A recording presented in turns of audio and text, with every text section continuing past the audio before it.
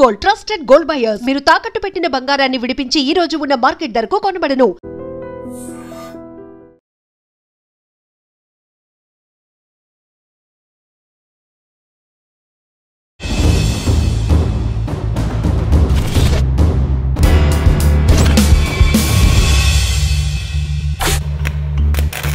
ఈ వారం మన గెస్ట్ పుల్లూరు ప్రసాద్ అన్న అలియాస్ చంద్ర.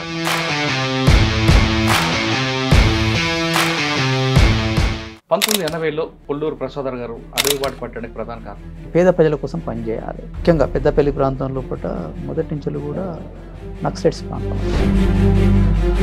నేను ఆలోచించే పేను తప్ప నాకేదో మా కుటుంబంలో పూట ఏదో సమస్య ఉన్నది. ఇది రావడానికి ప్రధాన కారణం ఆపరేషన్ కాగారు భయపడ లేదా సమాజంలో వస్తున్న మార్పులుగా? అంటే ప్రధానంగా నేను వచ్చిందంటే అనారోగ్య సమస్యతోటి వచ్చింది. అంటే ముఖ్యంగా గత 40 సంవత్సరాల కాలంగా అడవి లోపల తిరగడం జరుగుతుంది కాబట్టి దీన్ని దృష్టిలో పెట్టుకుని ఏంటంటే ఈ మోకాళ్ళ సంబంధించిన సమస్యలు అంటే నడక కదా, నడక కాబట్టి ఈ మోకాళ్ళు అనేవి ఈ మార్పు ఊహించారా? ఊహించిన మార్పు ఊహించింది. ఎందుకంటే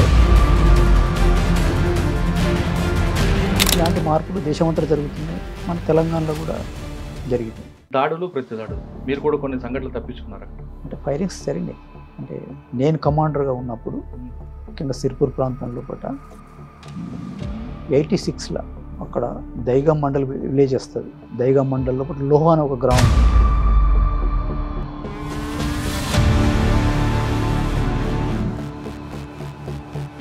పోలీసులు వస్తున్నారు అనేది అట్లా దాంతో అట్లా ఫైరింగ్ స్టార్ట్ అయింది. పోలీసులకు ఏం కాదు, మాకు కూడా ఏం కాదు. అట్లా అప్పటికి రిట్రీట్ కావడం జరిగింది. సో 1 గంట సేపు ఫైరింగ్ జరిగింది. సోనుజీ రాసిన లెటర్కి మీరు విభేదించారు, దేవజీని సమర్థించారు. మరి మీరు తీసుకున్న నిర్ణయం వెనకండి? పార్టీలో సంక్షోభం వచ్చింది కరెక్ట్, కానీ మేము ప్రత్యక్షం కలిసింది లేదు. సమానమైన దెబ్బతినడంతో నేను 2020 లోపలనే సీసీ మీటింగ్ పోవడం జరిగింది. అప్పటి నుంచి ఇప్పుడు 5 సంవత్సరాలుగా వస్తున్నాను. నేను ఎవరు నాకు కలవలేదు. మరి దేవజీ కలిసారా? దేవి కలవలేదు. మరి మీరు ఆయన సమర్థించారు, ఈయన వ్యతిరేకించారు. ప్రపోజల్ చేసి నా ప్రపోజల్ అంటే నా ఆలోచన అయితే గీత అనేది నేను చెప్పడం జరిగింది. మీకు ఇంత ఒత్తిడిలో ఎప్పుడైనా కొంచెం వినోదం కావాలంటే ఏం చేస్తారు? ఎక్కువ శాతం నేను పేపర్ ఒకటి, రెండవది ఈ వీడియోస్ మీరు చేసే ఉన్నాయి కదా, మీ వచ్చి ఇతరత్ర బయట వచ్చే సమాజంలో కూడా వచ్చి చాలా వాటిని కూడా మేము వాటి చూడడం ద్వారా కొంత అప్డేట్ అవుతున్నాం. బిర్యానీ ప్రాంతంలో మీతో పాటు పనిచేసిన ఆర్కే చనిపోయారు. ఆ సంగతి చెప్పండి. అందులో మీరు తప్పించుకున్నారు. అదొక పని కోసం మేము అక్కడ రావడం జరిగింది. లక్ష్మీపూర్ అనే విలేజ్ ఒక దగ్గర డేరా వేయడం జరిగింది. డేరా వేసినప్పుడు ఉదయం పూట ఈ గ్రామంలో కూడా పోలీసు వాళ్ళు అంటే కాల్పులు స్టార్ట్ చేసేసి అట్లా మేము కూడా కాల్పులు చేస్తూ నా పక్కన ఉండే ఆర్కే ఏంటిది అని అందుకని శ్వాస ఆడతలేదు అంటే చూట కలిగిందని అర్థమైంది. అట్లా ఆ ఏకేని తీసుకుని రిట్రీట్ కావడం జరిగింది. మీరు వచ్చారు కాబట్టి పార్టీకి నష్టం జరిగింది అనుకుంటే జరగలేదు అంటే పార్టీలో వచ్చిన వాళ్ళు నేను నా వాలంటీర్గా నేను పోయినా, నా వాలంటీర్గా నేను బయటకు చెప్పి వచ్చాను. చెప్పి తుపాకి ఇచ్చి వెళ్ళమన్నారా? అది పార్టీ సొమ్ము కదా సార్, నేను ఇంటికాంచి తీసుకొచ్చింది కాదు తుపాకి. కాబట్టి నేను పోయేటప్పుడు తుపాకు పట్టుకుని వచ్చేటప్పుడు కూడా తుపాకు వాళ్ళకు అప్పచెప్పి.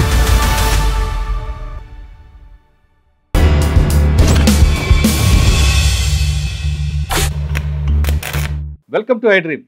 గతంలో భావజాల ప్రభావంతోనో లేదా గ్రామాల్లో ఉన్న పరిస్థితుల ప్రభావంతోనో కొంతమంది యువకులు అడుగుబాటు పట్టారు. అడవులకు వెళ్ళిన తర్వాత ఈ కాలంతో సంబంధం లేకుండా పోలీసులతో కానీ పాములతో కానీ నిత్యం పోరాటం చేస్తూ వాళ్ళు బడుగు బలహీన వర్గాల కోసం, ఆదివాసుల కోసం నిత్యం పోరాటం చేశారు. ఆ విధంగా వాళ్ళు త్యాగాలు చేపట్టే ప్రభుత్వం కూడా పథకాలన్నీ కూడా కింద వరకు చేరాయి. ఒకవేళ వాళ్ళ త్యాగాలకు కానీ చేయకపోయి ఉంటే ఇంకా మన భారతదేశం ఇంకా వెనకబడి ఉండేది అన్న దాంట్లో ఎలాంటి సందేశం లేదు. అటువంటి త్యాగమూర్తులు కొంతకాలం తర్వాత అనారోగ్య పరిస్థితులతోనూ లేదా భావజాలతో విభేదాలతోనూ లేదా మరో ఇతర కారణాలతోనూ పార్టీని విభేదించి బయటకు వస్తుంటారు. కొంతమంది అరెస్ట్ అవుతారు, కొంతమంది సరెండర్ అవుతుంటారు. ఆ విధంగా జనజీవన స్రవంతులు వచ్చిన వారిని పరిచయం చేసే ఈ కార్యక్రమంలో ఈ వారం మన గెస్ట్ పుల్లూరు ప్రసాద్ అన్న అలియాస్ చంద్రన్న. ఆదిలాబాద్ జిల్లా ఎక్కువ ప్రాంతంలో ఆయన పనిచేశారు. ఒక విధంగా చెప్పాలంటే ఉమ్మడి ఆంధ్రప్రదేశ్లో ఏ యాక్టివిటీ జరిగినా ఫస్ట్ ఆదిలాబాద్లో జరిగేది. దానికి ఆయన కార్యరచన ఉండేది. అటువంటి వ్యక్తి దాదాపు 1980 నుండి 2025 వరకు అడవిలో ఉన్నారు. 40 సంవత్సరాల పైగా అడవిలో ఉన్న ఆయన ప్రజల కోసం చాలా వర్క్ చేశారు. ఆ వర్క్ ఏంటో, వాళ్ళు చేసిన త్యాగాల ఫలితం ఏంటో, ఇంతకాలం పనిచేసిన తర్వాత వాళ్ళు ఏ సిద్ధాంతాన్ని నమ్ముకుని వెళ్ళారో ఆ సిద్ధాంతాన్ని పక్కన పెట్టి సాయుధ పోరాటాన్ని విరమించి ఇప్పుడు ఎందుకు వచ్చారు అనే విషయాన్ని అన్నట్టు తెలుసుకున్నాను. అన్న నమస్తే. నమస్కారం. 1980 నుండి 25 అంటే దాదాపు 40 సంవత్సరాల పాటు మీరు అడవులు ఉన్నారు. మీకు రక్త సంబంధం కన్నా వర్గ సంబంధం గొప్పదంటూ నమ్మిన వెళ్ళిన మీరు చాలా త్యాగాలు చేసి అక్కడ నిత్యం అడవిలో ఉండి ఇటువైపు పోలీసులు అటువైపు పాములు కానీ జంతువులతో పోరాటం చేస్తూ ఆదివాసుల అభివృద్ధి కోసం మీరు నిత్యం పోరాటం చేశారు. ఒక విధంగా చెప్పాలంటే మీ త్యాగాల ఫలితానికి మీ అందరం కూడా సెల్యూట్ చేస్తాం. అంత త్యాగం ఎవరూ చేయలేరు ఇప్పుడున్న పరిస్థితుల్లో. ఇంతకాలం మీరు దాదాపు 40 సంవత్సరాల పాటు అడవిలో అజ్ఞాతంలో ఇటు పోలీసులతో పోరాటం చేసి ఇటీవల ఈ కాలంలో బయటకు వచ్చారు. ఇక్కడ వాతావరణం చూడగానే అప్పుడున్న తెలంగాణ ఎలాగుంది, ఇప్పుడున్న తెలంగాణ ఉంది, సమాజంలో మార్పులు వచ్చాయా లేవా ఇప్పుడు మీకు కనిపిస్తున్నాయా? ఏమొచ్చింది మార్పు అండి? ఒకప్పుడు తెలంగాణ వేరు, ఇప్పుడు తెలంగాణ వేరు. నిత్యం అడవిలో ఉండి ఆ చీకట్లో అజ్ఞాతంలో ఉన్నవాళ్ళు మీరు ఇటీవల 4-5 రోజుల తర్వాత ఈ సమాజంలో రావడం పట్ల సమాజానికి కొత్త సమాజం చూడగానే ఏమనిపించింది? ఈ మధ్యకాలంలో నేను బయటకు వచ్చిన తర్వాత ఓ 2-3 రోజులు ఇక్కడ సిటీ తిరగడం జరిగింది. ఓకే. కొన్ని చూడడం జరిగింది. ఒకప్పుడు 80 ప్రాంతం లోపల సిటీని చూసిన పరిచయం ఉంది. ఇంకా అప్పటికిప్పటికి చూసుకున్నప్పుడు కొంత అభివృద్ధి జరిగింది. అంటే అప్పటికిప్పటికి చూసుకున్నప్పుడు అంటే గత 40 సంవత్సరాల కాలంగా చూసుకున్నప్పుడు కొంత మార్పు ఉన్నది అనేది నాకు అనిపిస్తుంది. అంటే ఈ మార్పు ఊహించారా? ఊహించిన మార్పు ఇది? ఊహించిన మార్పే. ఊహించిన మార్పు. ఊహించింది. ఊహించింది. ఎందుకంటే అంటే ప్రపంచంలో కూడా గ్లోబలైజేషన్ అనేది పెరిగింది కాబట్టి గ్లోబలైజేషన్లో భాగంగా మన భారతదేశం కూడా నూతన ఆర్థిక విధానాలు వచ్చిన తర్వాత ఇలాంటి మార్పులు దేశమంతా జరుగుతున్నాయి. మన తెలంగాణలో కూడా జరుగుతుంది. అంటే కేవలం అభివృద్ధి అంటే ఫ్లైఓవర్లు బిల్డింగ్లు కావని ఒకప్పుడు మీరు అనేవారు. అదేవిధంగా సమాజంలో కూడా మార్పులు వచ్చాయి ఇప్పుడు? వచ్చినాయి. అంటే ఒకప్పుడు తెలంగాణ ప్రాంతంలో పట గ్రామీణ ప్రాంతాల్లో కూడా చూసుకున్నప్పుడు కరడుగట్ట భూస్వామ్య వ్యవస్థ ఉంది. అంటే భూస్వామ్య వ్యవస్థ అనేది ఉంది. అప్పుడు పార్టీ పనిచేస్తున్న క్రమంలో పట అనేక ముఖ్యంగా భూస్వాములకు వ్యతిరేకంగా జరిగిన వర్గ పోరాటం, ఈ పోరాటాలతోటి చాలా మార్పులు వచ్చినాయి. గ్రామీణ చైతన్యం ప్రజల్లో ప్రధానంగా చైతన్యం పెరిగింది, ప్రశ్నించే తత్వం పెరిగింది. కొంత పీపుల్ భూములు లాంటివి కూడా సంపాదించుకున్నారు. అటవీ ప్రాంతంలో కూడా అటవీ భూములు సంపాదించుకున్నారు. ఇలాంటి ప్రజలకు పార్టీ ద్వారా ఇవన్నీ కూడా సాధించుకున్నారు. అంటే ఈ అభివృద్ధి మీరు ఆహ్వానిస్తారా? ఆహ్వానిస్తాం. ఎందుకంటే సమాజంలో జరిగే మార్పులను మేము వాటిని పెద్దాన్ని కూడా పరిశీలిస్తున్నాం కూడా. దానికి తగ్గట్టుగా పార్టీ లోపల కానీ ఎక్కడైనా కానీ అలాంటిది చూడడం ఉన్నది. అంటే మరి ఈ మార్పు అన్నది సమాజంలో మార్పుని మీరు ఆహ్వానిస్తున్నారు కూడా. అది కేవలం పట్టణాలకు పరిమితమా, అడవిలో కూడా ఉండాలంటారా? అంతటా జరగాల్సిన అవసరం ఉంది. పట్టణాలు కావచ్చు, మైదానాలు కావచ్చు, అట్లా అటవీ ప్రాంతాల్లో కూడా ఇంకా అటవీ ప్రాంతాల్లో తక్కువ అభివృద్ధి ఉన్నది. ఇంకా ఆడ మార్పు ఇంకా చాలా రావాల్సిన అవసరం ఉన్నది. అవును. ఆదివాసుల సమస్యలు వాళ్ళు చాలా వెనుకబడ్డ ప్రాంతం కాబట్టి, వెనుకబడ్డ ప్రజలు కాబట్టి అక్కడ ఇంకా విద్య, వైద్యం ఇట్లాంటి విషయాల్లో ఇంకా చాలా వెనుకబడే ఉంది. అవును. మరి మీరు అక్కడ ఉండబట్టి అభివృద్ధి ఆగిపోతుందని ప్రభుత్వం అంటుంది. కానీ మీరు బయటకు వచ్చి ఆ ప్రభుత్వ పథకాలను ఆహ్వానిస్తే అక్కడ కూడా ఆదివాసులు అభివృద్ధి చెందుతారు కదా? అంటే పథకాలు అనేవి ఆదివాసుల ప్రాంతాల పూట మేము ఎలాంటివి అడ్డుకుంటలేము. ఇప్పుడు తెలంగాణ ప్రాంతంలో పూట రోడ్లు వేయదని ఎప్పుడు అనలేము. రోడ్లు అంటే మైదాన ప్రాంతం వేరు, అటవీ ప్రాంతాల్లో కూడా తెలంగాణలో పూట ఆదిలాబాద్ నుంచి వెళితే ఖమ్మం దాకా కూడా అటవీ ప్రాంతం ఉంది. ఈ అటవీ ప్రాంతాల పూట కూడా పార్టీ ఎప్పుడు కూడా కరెంటు కావచ్చు, లేకపోతే రోడ్లు కావచ్చు, ఇలాంటి విషయాల్లో పడి తెలంగాణ ప్రాంతంలో పడితే మేము ఎక్కడ అలాంటిది. కానీ మరి ఈ రోజు కూడా కొంత ఛత్తీస్గఢ్ దండకార్యం ప్రాంతంకి వెళ్తే ఇప్పుడు కూడా రోడ్లు లేని గ్రామాలు ఉంటాయి, కరెంట్ లేని గ్రామాలు కనిపిస్తుంటాయి. మరి మీరు అడ్డుకోబట్టే కదా ప్రభుత్వం అక్కడ రాలేకపోతుంది. అంటే అక్కడ కండిషన్లో కూడా వాళ్ళు అక్కడ పార్టీ నిర్ణయం తీసుకున్నాను.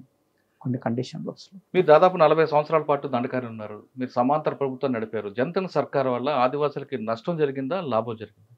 అంటే నేను పనిచేసింది మాత్రం తెలంగాణలో పనిచేసిన. మీరు ఆదిలాబాద్ చేశారు, కానీ తర్వాత దండకార్యంలో ఉన్నారు కదా. దండకరణ లేను, ఉమ్. కరిగుట్టలలో ఉన్నాను. కరిగుట్టలో. కరిగుట్టలు తెలంగాణ, సరే, తెలంగాణ. కరిగుట్టలు తెలంగాణ. అవును, కాబట్టి కరెక్టే. కానీ కరిగుట్టలో డెవలప్మెంట్కి కరిగుట్ట లోపల అక్కడ ఉన్న గ్రామాలు తక్కువ, చాలా 2-3 గ్రామాలు తప్ప గుట్ట మీద ఎక్కువ లేవు. కరిగుట్ట గురించి మన తర్వాత మాట్లాడదాం. 1980లో పుల్లూరు ప్రసాదర్ గారు అడవి బాట పట్టడానికి ప్రధాన కారణం ఏంటి? 10th క్లాస్ వరకు మా విలేజ్, మా గ్రామం వడకాపూర్ గ్రామంలోనే చదువుకున్నాం. ఆ తర్వాత ఇంటర్మీడియట్ వరకు పెద్దపల్లికి రావడం జరిగింది. అక్కడ రూమ్ కిరాయి తీసుకొని అన్నం వండుకుంటూ తినుకుంటూ ఒక 78, 79, 80 ఏప్రిల్ వరకు ఇంటర్మీడియట్ ఎగ్జామ్స్ ఇవ్వడం జరిగింది. అంటే అక్కడ ఆర్ఎస్యూలో పనిచేయడం జరిగింది, రాడికల్ విద్యార్థి సంఘం, రాడికల్ స్టూడెంట్స్ యూనియన్. అక్కడ పనిచేస్తున్న క్రమంలో పట నేను ఆలోచించి, అంటే పేద ప్రజల కోసం పనిచేయాలి అంటే ఆ ప్రాంతంలో ముఖ్యంగా పెద్దపల్లి ప్రాంతంలో పట మొదటి నుంచి కూడా నక్సలైట్స్ ప్రాంతం అని. అక్కడ మలోజుల కోటేశ్వరరావుది కూడా పెద్దపల్లి. అట్లాగా బయ్యప్ దేవేందర్ రెడ్డి కూడా ఆ ప్రాంతంలో ఆర్గనైజర్గా పనిచేస్తున్నాడు. గ్రామీణ ప్రాంతాల్లో జరుగుతున్న వర్గ పోరాటాలకు సంబంధించిన ప్రభావం అనేది ఆ ప్రాంతంలో ఉంది. కాబట్టి నేను కూడా అట్లా ఆ విధంగా ప్రజల కోసం పనిచేయాలి అని ఆలోచించే పోయిన తప్ప నాకేదో మా కుటుంబంలో పట ఏదో సమస్య ఉన్నది కాబట్టి అని పోలేదు. నేను వ్యక్తిగత కారణాలు కాదు, వ్యక్తిగత సమాజం మీద సమాజ స్పృహతోటే నేను పీడిత ప్రజలకు సేవ చేయాలి అనే దాంతో బాధ్యత. అప్పుడు ఆర్గనైజర్ దగ్గురాయలింగ్ అనే టైం ఉంది. దగ్గురాయలింగ్ 1980లో వెళ్ళారు మీరు? 80 ఏప్రిల్ 80లో వెళ్ళిన తర్వాత ఆదిలాబాద్ ప్రాంతంలో ఎక్కడెక్కడ పనిచేశారు మీరు? నేను ఫస్ట్ జిల్లా కమిటీ కొరియర్గా పనిచేసిన. ఒక 6 మంత్స్ జిల్లా కమిటీ కొరియర్గా పనిచేసిన. ఆ తర్వాత క్రమంలో ఒకటి మళ్ళీ ఆదిలాబాద్ పోవడం జరిగింది. ఆదిలాబాద్ అనగానే అప్పుడులో ఏ పోరాటం అయినా సరే మా నక్సల్స్ పోరాటంకి ముందు అక్కడ జరుగుతుంది, అంబుష్ అవ్వడంలో కానీ దాడులు చేయడం కానీ. మీరు జరిగిన కార్యక్రమంలో మీరున్న టైంలోనే పాల్వాయి పురుషోత్తం గారు కానీ, లేదా సిర్పూర్ నగర్ డిఎస్పీ మీద అటాక్ కానీ, ఇవన్నీ కార్యాచరణ పార్టీ ఆదేశాల మీద జరిగిందా, లేదు అక్కడక్కడ జరిగిన ఎన్కౌంటర్కి కౌంటర్గా చేశారు? అవి అప్పుడు జరుగుతున్న నష్టాలు కౌంటర్గా చేసిండ్రు, కౌంటర్గా చేయడం జరిగింది. ఆ రెండు అసలు గుర్తున్నా మీకు? గుర్తుంది, చెప్పగలరా? అంత అంటే ఇప్పుడు అంటే గుర్తులేవు అంత. అంటే కౌంటర్ ఎన్కౌంటర్ అంతే అంతే. కానీ అక్కడ వాళ్ళు పాల్వాయి పురుషోత్తం చేసిన కార్యక్రమాల మీద కానీ దాని మీద కాదు. అట్లా. ఓకే, మీరు పార్టీ అభివృద్ధి కోసం, పార్టీ నిర్మాణం కోసం ఆదిలాబాద్ జిల్లాలో ఏం చేశారు? మీరు ఒక సమాజ స్పృహ మీద వెళ్ళారు, అక్కడ అది నెరవేరింది అక్కడ మీకు? అంటే ముఖ్యంగా అంటే ఆదిలాబాద్లో పట అటవీ ప్రాంతం, ఆదివాసీ ప్రాంతం కాబట్టి ప్రధానంగా అక్కడ భూమి సమస్య చుట్టూత ముఖ్యంగా ఆదివాసుల పోడు భూములకు సంబంధించిన సమస్య. అందులో భాగంగా ఇంద్రవెల్లి ఘటన 1981 ఏప్రిల్ 20 తారీఖు. మీరు ఎక్కడున్నారు? నేను అశ్వబద్దలంలో ఉన్నాను. అశ్వబద్దలంలో నేను ఫస్ట్ అశ్వబద్దల ఘటన మీకు ఐడియా ఉందా? ఉంది. ఇప్పుడు ఎంవి కృష్ణారావు గారు ఎస్పీ అనుకుంటా. ఏం జరిగిందండి ఆ రోజు? అంటే ఆదివాసులు సభ పెట్టుకోవడానికి పోయినప్పుడు అక్కడ వాళ్ళ మీద ఫైరింగ్ జరిగింది. ఫైరింగ్ జరిగితే చాలా మంది ఆదివాసులు చనిపోయినది. కానీ మీరు అందులో లేరు? నేను అక్కడ అంటే ఈ అశ్వబద్ ప్రాంతంలో నేను ఉన్నా. దళం ఇక్కడ దళం, అక్కడ వేరే దళాలు ఉన్నాయి. అక్కడ మీరు ఇప్పుడు ఆసిఫాబాద్తో పాటు తిర్యాని ఆ ప్రాంతంలో ఉండేవారు అనుకుంటా కదా? అంటే ఎక్కువ శాతం నేను సిర్పూర్, చెన్నూరు ప్రాంతంలో పనిచేసిన. 87 వరకు. ఎంతకాలం ఉన్నారండి ఆదిలాబాద్ జిల్లాలో? నేను 25 సంవత్సరాలు ఉన్నా. 25 సంవత్సరాలు? 25 బాగా గుర్తున్న మంచి సంఘటన చెప్పండి. మీరు ఒక సామాజిక స్పృహతో వెళ్ళారు కాబట్టి ఆ లక్ష్యం నెరవేరిందా ఆ 25 సంవత్సరాలు అక్కడ? అంటే ఆ ప్రాంతం లోపల ఈ ముఖ్యంగా భూముల సమస్య, ఆదివాసీ సమస్యల చుట్టూతా ఇలాంటి వాటి మీదనే ప్రధానంగా కేంద్రీకరించడం జరిగింది. అట్లాంటి సమస్యలు పరిష్కరించడం జరిగింది. కానీ భూములు మీరు పంచారు, దున్నేవాడిదే భూమి అనేది ఇది నినాదంతో పంచారు, మంచిదే అది. కానీ అది ప్రభుత్వం అంగీకరించిపోతే ఆ భూమి రికార్డు లేకపోతే అవి చెల్లవు కదండి. అవి చెల్లవు. కానీ అప్పుడున్న పరిస్థితుల్లో ఇప్పుడు సిర్పూర్, చెన్నూరు ప్రాంతంలో ఒక 10,000 ఎకరాలు అంటే 90 చెన్నారెడ్డి పీరియడ్ అయాం కాలంలో పట్ట ఒక 10,000 భూములను ప్రజలు ఆక్రమించుకున్నారు. వాటిని ఆ భూములను కుటుంబానికి 2.5-3 ఎకరాల చొప్పున పంపకం కూడా చేయడం జరిగింది. వాళ్ళు కాస్ట్ చేసుకున్నారు కొంతకాలం. అంటే అది కౌలు వరకు బాగుంటుంది కానీ పండించే వరకు కానీ వాళ్ళకి అది సొంతం అవ్వదు కదా. ఆ సమస్య ఉంది, ఎందుకంటే పట్టా కాదు సమస్య. ఆ సమస్య ఉన్నది. దాంతో ఈ మధ్యకాలంలో కూడా మళ్ళా భూస్వాములు వాళ్ళు అక్కడున్న వాళ్ళు వచ్చి మళ్ళీ తీసుకుంటున్నది కూడా ఒక రిపోర్ట్స్ వస్తుంది. ఆదిలాబాద్ జిల్లాలో మీకు భూములు పంచడం అంటే గుర్తుంది అంటున్నారు, కానీ దాడులు, ప్రతి దాడులు మీరు కూడా కొన్ని సంఘటనలు తప్పించుకున్నారు అక్కడ. అంటే ఫైరింగ్స్ జరిగినాయి. అంటే నేను కమాండర్గా ఉన్నప్పుడు ముఖ్యంగా సిర్పూర్ ప్రాంతం లోపల 86లో 1986 లోపల అక్కడ దైగం మండల్ విలేజ్ వస్తుంది. దైగం మండల్ లోపల లోహా అని ఒక గ్రామం ఉంది. అవును. అడవి ప్రాంతం లోపల వాటర్ పాయింట్ ఉంటుంది. ఆ వాటర్ పాయింట్ కాడ మేము డేరా వేసుకున్నాం. ఆ డేరా వేసుకున్న తర్వాత 12-1 గంటల ప్రాంతం లోపల ఒక పోలీస్ బిహెచ్ వచ్చింది. ఆ నీళ్ళు పాయింట్ చూసుకుంటూ మీద చెక్ చేసుకుంటూ వస్తున్నప్పుడు మా సెంట్రీ గమనించింది, అంటే పోలీసులు వస్తున్నారు అనేది. అట్లా దాంతో అట్లా ఫైరింగ్ స్టార్ట్ అయింది. 1 గంట సేపు ఫైరింగ్ జరిగింది. అట్లా పోలీసులకు ఏం కాలేదు, మాకు కూడా ఏం కాలేదు. అట్లా ఆ పద్ధతి రిట్రీట్ కావడం జరిగింది. 1 గంట సేపు ఫైరింగ్ జరిగింది. ఓకే. అప్పుడు ఆ కాలం లోపల మంగ్లీ దళంలో మీరు చేసిన కార్యక్రమం చెప్పండి. అంటే మంగి ప్రాంతం లోపల నేను జిల్లా కమిటీ సెక్రటరీని అక్కడికి వెళ్ళాను. నేను 92 నుంచి జిల్లా కమిటీ సెక్రటరీగా పనిచేసిన. కాబట్టి మంగి ప్రాంతంలో పూట అక్కడ దళాలను గైడ్ చేయడం కోసం అక్కడ ఆ ప్రాంతంలో పోయి వాళ్ళు గైడ్ చేయడం జరిగింది తప్ప నేను కింది గ్రౌండ్ లెవెల్లో నేను పోలేదు. అంటే ఇన్ని సంవత్సరాలు పనిచేస్తారు కదా, ఇప్పుడు అమ్మా నాన్న గుర్తు రాలేదు మీకు? గుర్తొచ్చింది. ఎందుకు అంటే వాళ్ళ రక్త సంబంధం కదా, అది వాళ్ళ గురించి ఆలోచించలేదా మీరు? ఆలోచించిన. మరి వాళ్ళ గురించి చూడాలి కదా. మీరు ప్రజలు సామాజిక సృహ అన్నారు, వర్గ సంబంధం గొప్పదంటున్నారు. కానీ మనకి జన్మనిచ్చిన తల్లిదండ్రులు మర్చిపోయి అటువైపు వెళ్ళడం ఎంతవరకు కరెక్ట్ అంటారు? మనం సమాజ సేవ చేయాలనుకున్నాం కాబట్టి అవన్నీ సెకండరీ అయితే అదే అవుతుంది. మీకు అసలు మీకు ప్రపంచాన్ని పరిచయం చేసింది అమ్మ కదా. అంటే ప్రజలే తల్లిదండ్రులు అనుకునే పోవడం జరిగింది. అవును, కరెక్టే. అంటే తల్లిదండ్రులు కూడా గుర్తొస్తారు, కానీ నేను ఎప్పుడు కూడా తల్లిదండ్రులు మా దగ్గర రాలేదు, నేను కూడా వాళ్ళ దగ్గర పోలేదు. కానీ మనకి ప్రపంచాన్ని పరిచయం చేసింది అమ్మా నాన్న కదా. నిజమే, కానీ మనం ప్రజలే అట్లా రావడానికి అవకాశం లేదు. అంటే పరిస్థితులు. ఎప్పుడైనా మాట్లాడడానికి ప్రయత్నం చేశారు అమ్మా నాన్నతో? ఒకసారి 90 లోపల కలిసడం జరిగింది. 90 లోపల నేనే వచ్చి, అప్పుడు లీగల్ పీరియడ్ చిన్నారెడ్డి ఆయాం కాలం లోపల నేనే వచ్చి ఒకసారి కుటుంబాన్ని, మా బ్రదర్ను, తమ్ముడిని, చెల్లెను అందరినీ కూడా కలిసిన. ఒకసారి 2004లో చర్చల సమయం పార్టీకి నష్టం జరిగిందా, లాభం జరిగిందా? అందులో ఒక పాజిటివ్ ఉన్నది, నెగిటివ్ కూడా ఉన్నది, రెండు ఉన్నాయి. పాజిటివ్ చెప్పండి ఒకటి. అంటే విస్తృతంగా ప్రజలను కదిలించడానికి, ప్రజలను అటువైపు మోటివేషన్ చేయడానికి అది ఉపయోగపడింది. రెండవది, చర్చలు విఫలమైన తర్వాత నష్టాలు ఎక్కువ జరిగినాయి. దాంతో కొన్ని తప్పు ట్రెండ్స్ కూడా పార్టీ లోపల లీగల్ డివియేషన్స్ వచ్చి నష్టాలు జరిగి అట్లా అది నెగిటివ్గా పడ్డది. 25 సంవత్సరాలు ఆదిలాబాద్ తర్వాత మీరు మన అటువైపు ఎందుకు వెళ్ళాల్సి వచ్చింది? అంటే రాష్ట్ర కమిటీ సభ్యుడిగా ట్రాన్స్ఫర్ చేసిండ్రు, అంటే ఖమ్మం జిల్లాకు ట్రాన్స్ఫర్ చేసిండ్రు. అట్లా ఖమ్మం జిల్లాలో 2006 లోపల పోయి 2006 నుంచి అక్కడ పనిచేసిన. ఆ తర్వాత 2007 లోపల NTHZC కాన్ఫరెన్స్ జరిగింది. ఆ కాన్ఫరెన్స్ లోపల NTHZC సెక్రటరీగా ఖమ్మం జిల్లాలో అప్పటికే ప్రజా ప్రతిఘటన అని, న్యూ డెమోక్రసీ అని వాళ్ళు కూడా తిరుగుతుండేవారు. వాళ్ళతో ఎప్పుడైనా మనకి తరసపడేవారు ఎక్కడైనా? వాళ్ళ భావజాలం వేరు, మన భావజాలం వేరు. మన సాయుధ పోరాటం అంటాం, వాళ్ళు అది కాకుండా అంటారు. ఈ కాన్ఫ్లిక్ట్ ఎక్కడైనా మీకు ఎదురుపడిందా? నాకైతే ఎదురుపడలేదు. అంటే నేను వాళ్ళని ఎప్పుడు కలవలేదు. అంటే ఎక్కువ శాతం నేను అంటే ఖమ్మం జిల్లా అనుకున్నప్పుడు గోదావరి అవతల దిక్కే ఉన్నా. అంటే చెర్ల, వెంకటాపూరు, తర్వాత వాజేడు, ఆ కరిగుట్టలు, దాన్ని బేస్ చేసుకుని ఉండడం జరిగింది. బేస్ చేసుకుని ఉండడం జరిగింది. ఇటు కూడా రావడం జరిగింది. ఏటు నాగారం, మాదేపూరు, ఈ ప్రాంతం తాడువాయి ఇటు కూడా వచ్చినా కానీ ఎప్పుడు కలవలేదు. నాకు టచ్ కాలేదు, దళాలకు టచ్ అయ్యేది. ఇద్దరు 2 వర్గాలు కొట్టుకునేవారు కదా. ఉన్నది చాలా కాలం నుంచి కూడా అట్లా ఘర్షణలు జరిగినాయి, అట్లా నష్టాలు జరిగినాయి. వాళ్ళు చనిపోయింది, మా వాళ్ళు చనిపోయింది, జరిగింది ప్రాసెస్. దాదాపు 40 సంవత్సరాల పార్టీలు ఉన్నారండి. ఇటీవల కాలంలో కేంద్ర మంత్రి ఒక వార్నింగ్ ఇచ్చారు. వార్నింగ్ కాదు, 26 కల్లా సరెండర్ అవ్వాలని.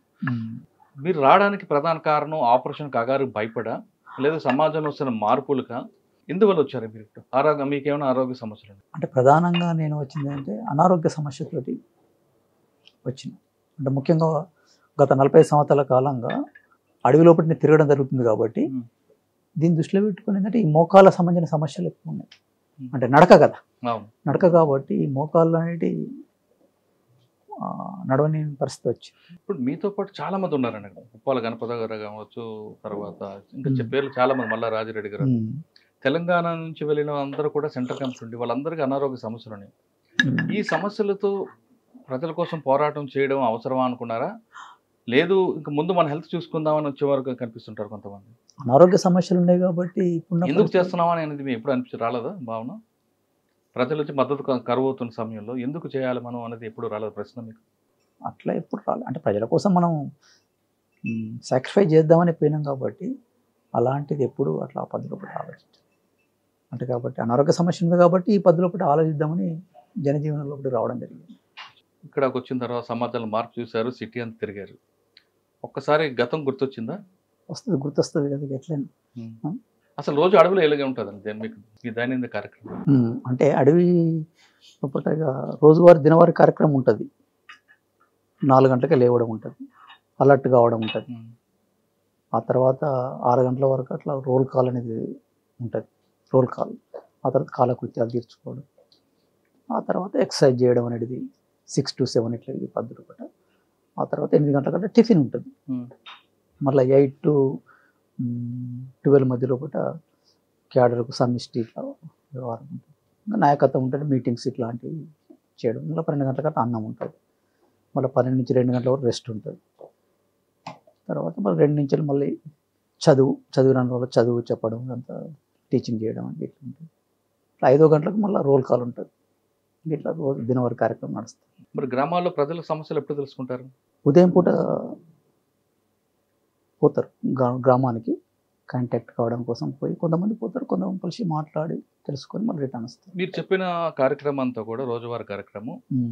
నిర్బంధం లేనప్పుడు, నిర్బంధం పెరిగినప్పుడు మీకు ప్రజలు కూడా దగ్గర రారు. ఇటువంటి పరిస్థితులు మీరు ఎలా ఉండేవారు? అంటే ప్రధానంగా అంటే నిర్బంధం ఎక్కువ ఉన్నప్పుడు అంటే పగలు కాంటాక్ట్ చేయడం తక్కువ ఉంటుంది గ్రామాన్ని. నైట్ సాయంత్రం పూట గ్రామాన్ని కాంటాక్ట్ చేయడం ఉంటుంది.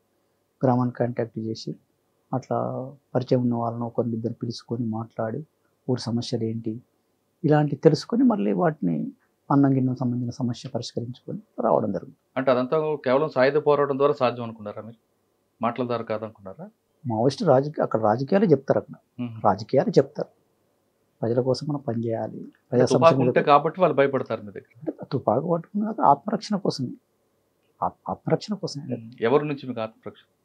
ప్రజల నుంచా, ప్రభుత్వం నుంచా? అంటే ఇప్పుడు ఇది వర్గ పోరాటం అనుకుంటున్నాం కాబట్టి అంటే మనం రాజ్యానికి వ్యతిరేకంగా ఇది అంటే తుపాకీ లేకపోతే మనం ప్రజల్లో మార్పు తేలేమా, చైతన్యత తేవలేమా వాళ్ళకి?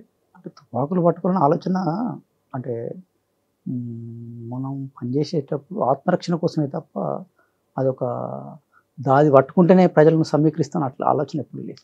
లీగల్ అవకాశాలు ఉంటే ఆ పద్ధతిలో పట్టిన చేస్తున్నారు, ఇప్పుడు కూడా చేస్తున్నారు, చేయడం ఉంటుంది రేపైనా కూడా. సోనుజీ రాసిన లెటర్కి మీరు విభేదించారు. సోను రాసిన లెటర్ దేవ్జీని సమర్థించారు. మరి మీరు తీసుకున్న నిర్ణయం వెనకేంటి? అంటే పార్టీలో సంక్షోభం వచ్చింది కరెక్టే, కానీ మేము ప్రత్యక్షంగా కలిసింది లేదు, చాలా కాలం అవుతుంది. ఎవరిని? సోను మీటింగ్స్ అనేటివి అంటే పార్టీ లోపల సమన్వయం అనేది దెబ్బతినడంతో నేను 2020 లోపలనే సీసీ మీటింగ్ పోవడం జరిగింది. అప్పటి నుంచి ఇప్పుడు 5 సంవత్సరాలుగా వస్తున్నాను. నేను ఎవరు నాకు కలవలేదు. మరి దేవ్జీ కలిసారా? దేవి కూడా కలవలేదు. మరి మీరు ఆయనకు సమర్థించారు, ఈయన వ్యతిరేకించారు నిర్ణయాన్ని. అంటే ఉత్తరాలు రాస్తారు కదా, ఉత్తరాలు రాస్తే వాళ్ళ లైన్ తోటి వాళ్ళు ఉన్నారు, వీళ్ళ లైన్ తోటి వీళ్ళు ఉన్నారు. అవును, మరి మీరు దేవ్జీని మీ ఇద్దరు ఎందుకు రావాల్సి వచ్చింది? ప్రపోజల్ చేసి నా ప్రపోజల్ అంటే పీబీ మెంబర్గా, ఆయన సీనియర్ పీబీ మెంబర్ కాబట్టి ఆ పద్ధతిలో పుట్ట నా వైపు నుంచి నాకు ప్రపోజల్ ఉత్తరం రాసి నా ఆలోచన అయితే గీత అనేది నేను చెప్పడం జరిగింది. గతంలో 1975 ప్రాంతాల్లో కొండపల్లి సీతారామ గారు కూడా పార్టీని లీగలైజ్ చేస్తే బాగుంటుందని ఒక తీర్మానం తీసుకొచ్చారు. అంతకుముందు పెంబర్తిలో కూడా ఒక తీర్మానం వచ్చింది. పెంబర్తిలో మనం పోలీసులని మధ్య మనం దాడులు చేయాలి, తుపాకీ ఎత్తుకురావాలని జడ్జి ఆయన ఒక తీర్మానం. తర్వాత పార్టీ మీద ఎప్పుడైతే ప్రజల మీద పోలీసు నుంచి ఒత్తిడి పెరిగిందో ఆయన ఒక తీర్మానం చేస్తే ఆయన మీరందరూ కూడా అప్పట్లో వ్యతిరేకించారు. కానీ ఇప్పుడు మీరు చేస్తున్న కార్యక్రమం అదే కదా. అంటే దాని మీద కాంక్రీట్గా ఎక్కడ చర్చ, సమావేశాలు లేవు కదా సార్. సమావేశాలు ఉంటున్న సమావేశాల్లో చర్చించుకొని నిర్ణయించుకోవచ్చు. ఇప్పుడు 2020 నుంచి వెళ్ళి సమావేశాలు జరుగుతలేవు సరిగా, ఎక్కడ వాళ్ళు అక్కడే ఉంటున్నారు. అట్లా నంబలకేశ్వరరావు కూడా ఈ మధ్యలో చనిపోయింది. అట్లా వాళ్ళతో కాంటాక్టే లేదు మనకు. అట్లా దాంతో ఇక ఏం జరుగుతుంది ఎట్లా జరుగుతుంది అనేది చాలా విషయాలు తెలియదు. అట్లా కనెక్షన్ లేదు. గ్యాప్ ఉంది. మాడుకు ఇక్కడికి తేడా ఉంటుంది కదా. అవును. వాళ్ళందరూ మాడులో ఉంటారు, నేను ఇక్కడ ఈ Correct. బార్డర్ లోపల ఉమ్. ఇక్కడ ఈ ప్రాంతంలో కూడా ఉండడం జరుగుతుంది. కాబట్టి ఎక్కువ తెలియదు విషయం. ఒకసారి మాడికి మీకు కమ్యూనికేషన్ గ్యాప్ ఉంది కర్రిగుట్లకి. మరి కర్రిగుట్లో మీరు చాలా కాలం ఉన్నారు కాబట్టి అక్కడ చేసిన కార్యక్రమాలు ఉన్నాయి. అంటే ప్రధానంగా ఇప్పుడు కేవలం అక్కడ మందుపాతలు పెట్టడం, ఆదివాసులు చనిపోవడం అటుండే జరిగాయి తప్ప అభివృద్ధి ఏం కనపడలేదు. అంటే మేము ప్రధానంగా ఇక్కడ చెర్ల, వెంకటాపూర్, వాజడి బార్డర్ గ్రామాలు ఉన్నాయి కదా, వాటి మీద ఎక్కువ. అంటే చెర్ల వెంకటాపురంలో మీకు కొంత మీ మీ ఆధిపత్యం కనిపిస్తుంది. కొంచెం ముందుకు వెళ్తే ఛత్తీస్గఢ్ వెళ్తే అక్కడ జనతన్ సర్కార్ కనిపిస్తుంటుంది. జనతన్ సర్కార్లో మీరు భాగస్వాములు కాదు. అక్కడ మా భాగస్వామ్యం లేదు. అక్కడ అంటే వాళ్ళు చూసుకుంటారు, అది డీకే పార్టీ కదా, అది అవును. అక్కడ డీకే పార్టీ. కానీ అక్కడ జరుగుతున్న కార్యక్రమాలు మీకు అవగాహన ఉంది కదా. జనరల్ అవగాహన ఉంటుంది అంతే తప్ప ప్రత్యక్షంగా వాటిని గైడ్ చేయడం కావచ్చు, చూడడం కావచ్చు, అలాంటిది ఏముండదు. ఆత్మరక్షణ కోసం కొన్నిసార్లు అటు ఆ గ్రామాలకు పోవడం జరుగుతుంది తప్ప లేకపోతే ఏం లేదు. అక్కడ పార్టీ దాదాపు 40 సంవత్సరాలు ఉన్నారు కదా కర్రిగుట్లో. ఆ ప్రాంతం 20 సంవత్సరాలు హైదరాబాద్, తర్వాత వెళ్ళారు. ఫస్ట్లో ఉన్న ప్రాథమిక దశలో ఉన్న ప్రజల్లో మీకు ఆదరణ తర్వాత పెరిగిందా, కరువైందా, అంటే కనుమరుగవుతుంది వస్తుంది? క్రమంగా తగ్గింది. తగ్గింది. తగ్గింది దానికి కారణం ఏమనుకోవచ్చు?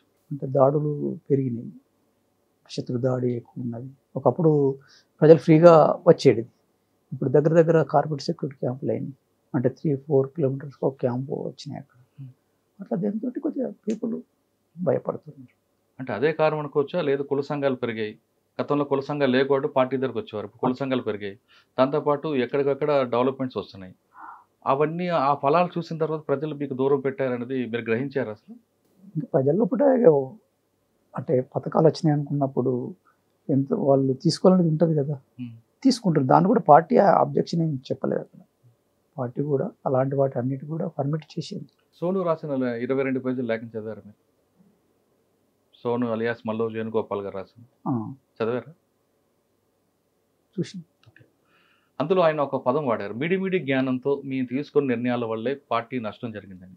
అది ఆయన ఒక్కరికి అనుకోవచ్చా, లేదు పార్టీలో ఈరోజు మీలాంటి వాళ్ళ త్యాగాలు చేసిన అందరిని కూడా అది ఆపాదించవచ్చు? లేఖ రాసిండు అతను. పార్టీలో పుట్ట అట్లాంటి విషయాల్లో పుట్ట ఏమైనా ఉంటే అంటే అంతర్గతంగా చర్చించుకోవాలి. అంటే ఆ విడిపిడి జ్ఞానంతో చేసుకున్న నిర్ణయాలు అంటే ఈరోజు చాలా మంది అమరులయ్యారు, మిమ్మల్ని నమ్ముకుని వచ్చిన వాళ్ళు కూడా చనిపోయారు. అంటే వాళ్ళని కూడా ఇందులో కలపడం సంభవం అనుకోవచ్చా?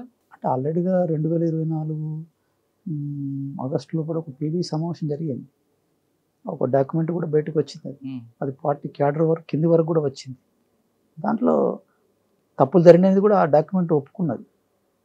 అంటే గత 10-15 సంవత్సరాల కాలంగా కొన్ని విషయాలను మనం అర్థం చేసుకోలేదు కాబట్టి ఇప్పటికైనా కూడా వాటి అర్థం చేసుకొని మనం అప్డేట్ కావాల్సిన అవసరం ఉందనేది కూడా డాక్యుమెంట్. మీరు ఒప్పుకున్నారు, కానీ మిమ్మల్ని నమ్ముకొని మీ భావజాలంతో వాళ్ళు వచ్చిన వాళ్ళందరూ కూడా కొంతమంది అమరులయ్యారు. మరి ఆ కుటుంబాలందరూ కూడా బాధ అనిపిస్తుంది కదా. ఇప్పుడు మిమ్మల్ని నమ్ముకొని వచ్చాం, మీ కుటుంబాలందరూ రోడ్డు మీద పడ్డామని. త్యాగాలు చేయడానికే వచ్చిండ్రు, అమరులయ్యిండ్రు. ఆ బాధ ఉంటుంది, ఎప్పుడైనా ఉంటుంది, ఇప్పుడైనా ఉంటుంది, అప్పుడైనా ఉంటుంది. ఆ కుటుంబాలు ఇబ్బంది పడడం కావచ్చు, బాధపడడం కావచ్చు, వాళ్ళందరూ కూడా రుణపడే ఉన్నాం మేమైతే, అంతే కదా. ఆ నష్టం అనేది జరిగింది. ఇప్పుడు సోనుజీతో పాటు దేవ్జీ ఇప్పుడు కొత్తగా ఒడిశా కమిటీలో ఊకే గణేష్ ఆయన ఒక స్టేట్మెంట్ ఇచ్చారు. ఉన్నారా ఆ పేరుతో ఎవరైనా? నాకు తెలిసినంత మట్టుకైతే గణేష్ పేరుతో అయితే వరకు అయితే ఎప్పుడైతే స్టేట్మెంట్లు అయితే రాలేదు. ఊకే గణేష్ ఇంతకుముందు ఒడిశాలో దామన్జోడి ఆ ప్రాంతంలో తిరిగారు. దామన్జోడి, కొరాపుట్, సున్నాపేట, ఆ నాగావళి దళంలో కూడా కొంతకాలం పనిచేస్తారు. రూపదాద్ అంటే ఉన్నాడు అక్కడ. రూపదాద్ అంటే అక్కడ పనిచేస్తారు. రూపదా ఎలియాస్ ఊకే గణేష్ పాక హనుమంతు, నల్గొండ జిల్లా అతను సిసి మెంబర్గా అక్కడ ఆ ప్రాంతాల్లో కూడా అయితే పనిచేస్తున్నాడు. అక్కడ ఆయన ఇప్పుడు అక్కడ సిసి మెంబర్గా. మీరు సిసి మెంబర్గా ఎప్పుడు అయ్యారు మీరు? 2008. 2008 నుంచి 2025 వరకు సిసి కమిటీ మీ మెంబర్స్ అంతా ఎప్పుడు కలుసుకున్నారు? ఒకసారి కలుసుకున్నారా? కొన్నిసార్లు ఉత్తరాల ద్వారా. కొన్నిసార్లు కలుసుకున్నాం. చివరిగా 2020 లాస్ట్. 2020 ఎక్కడో మాడ ప్రాంతాల్లో. మాడే హెడ్ క్వార్టర్ కదా. అవును, మాడే హెడ్ క్వార్టర్ కదా, కాబట్టి అక్కడనే ఎక్కువ సమావేశాలు జరిగాయి. మీరు ఉదయం నుంచి ఎంత దినచర్య చేసుకున్నా సమాజం ఏం జరుగుతుంది, ప్రజలు మన కోసం ఏమనుకుంటున్నారు అనేది మీరు విచారిస్తుంటారు. మీకు ఎప్పుడు రాలేదా ప్రజలు మనకు దూరం అవుతున్నారు, ప్రజలు మనల్ని వ్యతిరేకిస్తున్నారు అనే సమాచారం మీకు రాలేదు ఎప్పుడు? అట్లా ఉండదు.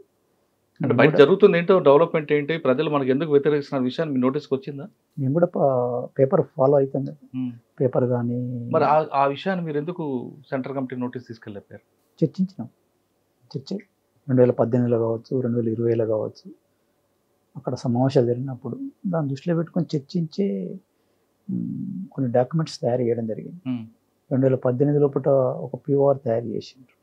ఆ తర్వాత కూడా డాక్యుమెంట్స్ తయారైంది. 2018లో అయిన తర్వాత మీరు ఒక డాక్యుమెంట్ చేసుకున్నారు. దానికి అనుగుణంగా స్టెప్స్ తీసుకున్నారు, కేవలం అది డాక్యుమెంట్ వరకు మాత్రం పరిమితమైంది? స్టెప్స్ తీసుకున్నారు. ఆచరణ పోతున్న క్రమంలో నష్టాలు జరుగుతుంది. ఆచరణకు పోతున్న క్రమంలో కొన్ని నష్టాలు జరుగుతుంది. ఇప్పుడు పార్టీ నుంచి మీరు మోకాళ్ళ నొప్పులతో బయటకు వచ్చారు. ఇప్పుడు మీరు ఏం చేయబోతున్నారు? అంటే ప్రజలకి సమస్య అయితే ఉంటుంది, విప్లవం అయితే ఆగిపోదు. ప్రజల సమస్య ఇంకో రూపంలో అది ఏ విధంగా మీరు ఆ లైన్ తీసుకుంటారు? రెండోది, ఇప్పుడు ప్రస్తుతం భారతదేశంలో విప్లవం వచ్చే సమస్య ఆ వాతావరణం కనిపిస్తుందా మీకు? ఇప్పుడున్న పరిస్థితుల లోపల ఇక్కడ ప్రజల లోపల ఉండి, ప్రజల మధ్య ఉండి ప్రజాస్వామిక పద్ధతులు కూడా చేయాలని ఆలోచిస్తుంది. అంటే ఏ విధంగా? తుపాకీ లేకుండానా? తుపాకీ లేకుండా ఇక్కడ ఈ ప్రజాస్వామిక పద్ధతులు అంటే ఇక్కడ తుపాకీ ఎట్లా సాధ్యమవుతుంది సార్? అది సాధ్యం కాదు కదా. కాబట్టి ఇక్కడ ప్రజాస్వామిక పద్ధతులు పట్ల నేను ఇక్కడ ఉండి. ఇప్పుడు ప్రజలకు ఏ సమస్యలు ఉన్నాయో మీరు గుర్తించారు? ఇప్పుడు దున్నేవాడు భూమి లేదు, అందరికీ బాగుంది. ఇప్పుడు భూస్వామ్య వ్యవస్థ లేదు, అర్ధ భూస్వామ్యం అది కూడా లేదు. గతంలాగా భూస్వామ్య వ్యవస్థ లేదు. గతంలాగా భూస్వామ్య వ్యవస్థ లేదు, కానీ దోపిడీ మాత్రం లేకుండా లేదు. ఇప్పుడు గ్రామీణ ప్రాంతాల్లో కూడా దోపిడీ అనేది, అసమానతలు అనేటివి దేశవ్యాప్తంగా ఉన్నాయి. కాబట్టి రకరకాల సమస్యల మీద ప్రజలు వాళ్ళ పద్ధతుల పుట్ట తోచిన పద్ధతుల పుట్ట పోరాడుతున్నారు. ఇప్పుడు తెలంగాణ సమాజంలో పుట్ట కానీ భారతదేశ వ్యాప్తంగా వాళ్ళు పోరాడుతున్నారు. ఇప్పుడు రైతాంగ సమస్య ఉన్నది, ఇప్పుడు ఢిల్లీలో పుట్ట పోరాటం చేసింది కదా. అలాంటి సమస్యలు ఇక్కడ ప్రజల లోపల కూడా ఎన్నో ఉన్నాయి. అలాంటి సమస్యలు ఉన్నా పార్టీ ఒక సపోర్ట్ లేకుండా కూడా ప్రజలే వాళ్ళు ఎత్తుకుంటున్నారు. ఇప్పుడు మీరు బంగ్లాదేశ్ కానీ, నేపాల్ కానీ, లేదంటే శ్రీలంక తీసుకోండి, లేదా ఇటీవల హైదరాబాద్ లో జరిగిన సంఘటనలు తీసుకున్నా, ఎక్కడ కూడా పార్టీ అవసరం లేకుండా ప్రజలు సమస్యను రోడ్డు మీద తీసుకొచ్చి వాళ్ళు సాధించుకుంటున్నారు. ఆ ప్రశ్నించే తత్వం వచ్చింది ప్రజలు. ఇంకా అటువంటిప్పుడు పార్టీ అవసరం ఉంటుంది. ఎందుకంటే పార్టీ అంటే రకరకాల అక్కడున్న ప్రజల లోపల వాళ్ళే నాయకత్వం వహిస్తున్నారు కదా. అప్పుడు మీరు మీలాంటి వాళ్ళు ఏం చేయగలరండి? అలాంటిలో మేము కూడా భాగస్వామ్యం వాడికి నాయకత్వం వహిస్తాం. అంటే మీరు కూడా రాజకీయ పార్టీలకు వస్తారా, లేదా ప్రత్యేకంగా ఒక పార్టీ పెడతారా? అలాంటి ఆలోచన లేదు. అంటే రాజకీయాల లోపలికి రావాలని ఆలోచన లేదు. అంటే మాజీలందరితో కలిపి పార్టీ పెడతారు ఏమన్నా? అట్లాంటిది ఏది లేదు.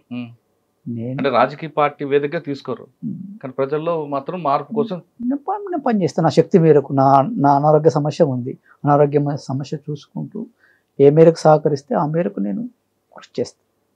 ఇప్పటివరకు చేసిన 45 సంవత్సరాలు నేను సాక్రిఫైస్ చేసిన. అవును, అది మాత్రం కాదని ఎవరు కదా. కాబట్టి ఇప్పుడు కూడా నా శక్తి ఏ మేరకు ఉంటే ఆ మేరకు నేను ప్రజల వైపు ఉండి నిలబడడం కోసం ప్రయత్నం చేస్తాను. ఆయా పార్టీలకు పోవాలనే ఆలోచన నాకు లేదు. స్పష్టం. రేపు భవిష్యత్తులో మీరు కూడా మళ్ళీ మీరు అడగండి ఒక 6 నెలల తర్వాత. ఎందుకంటే ఇప్పుడు సమాజంలో మారిన మార్పులను కూడా ఇంకా నేను పరిశీలించాల్సిన అవసరం ఉన్నది. ఇక్కడ సమాజాన్ని అర్థం చేసుకోవాల్సిన అవసరం ఉన్నది.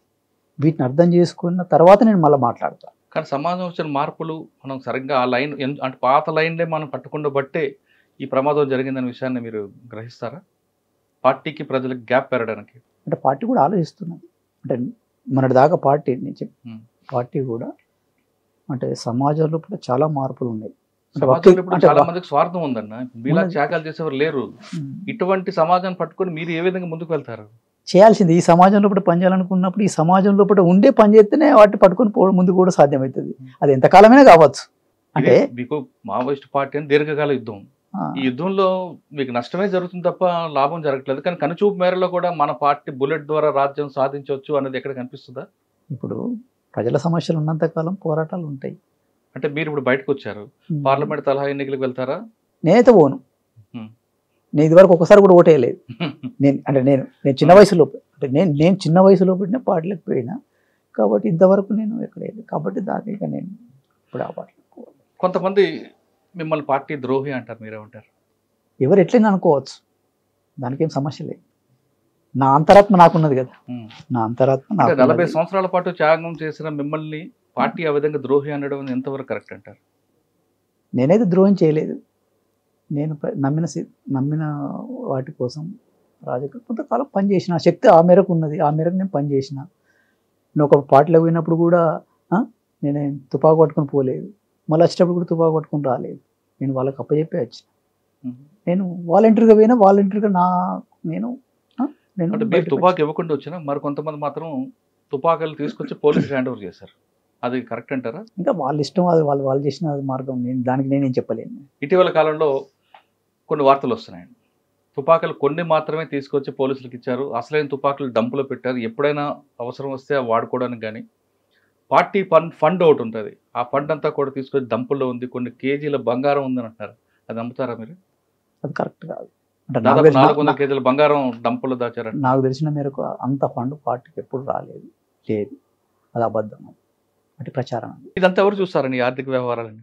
అంటే ఆయా రాష్ట్ర కమిటీలు, ఏ రాష్ట్ర కమిటీ ఆ రాష్ట్ర కమిటీ చూస్తుంది, అది కేంద్ర కమిటీకి చూపెట్టడం జరుగుతుంది. ఏ రాష్ట్రంలో ఎంత ఫండ్ ఉందనేది ఆయా రాష్ట్ర కమిటీ సెక్రటరీ సంవత్సరానికి ఒకసారి లెక్కలు చేసి దాన్ని సీసీకి అప్రూవ్ చేస్తారు.